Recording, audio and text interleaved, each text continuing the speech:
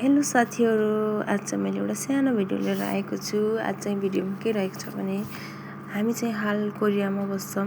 हामी एउटा कुखुरा फर्ममा काम गर्छौँ। त्यही क्रममा एउटा सानो भिडियो लिएर आएको छु। कृपया हेरिदिनु होला, हेरेर माया पनि गरिदिनु होला भन्ने आश राखेको छु। आज चाहिँ हामी मल तान्ने क्रममा छौँ। कुखुराको फर्ममा काम गर्ने क्रममा आज मल तान्ने पालो भएकोले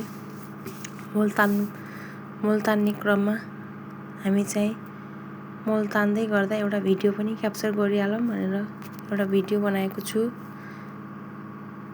भिडियोमा देख्न सक्नुहुन्छ मल गइरहेको छ, कुखुराहरू हेरिरहेका छन्। त्यहाँबाट मल गइरहेको छ। त्यहाँबाट मल जाने क्रममा अब हामी मल त्यहाँबाट गाडीमा हाल्ने गर्छौँ।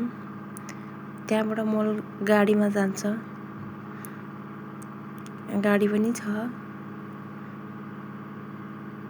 त्यो गाडी चाहिँ मेरो श्रीमानले चलाउनुहुन्छ र त्यो मललाई माथि लगेर फाल्न लाग्नु भएको छ।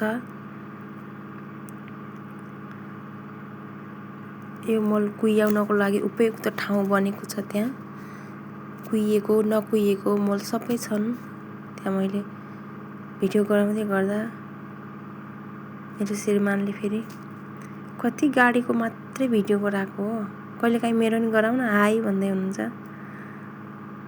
ल ल भने मैले पनि भिडियो गराइदिएँ।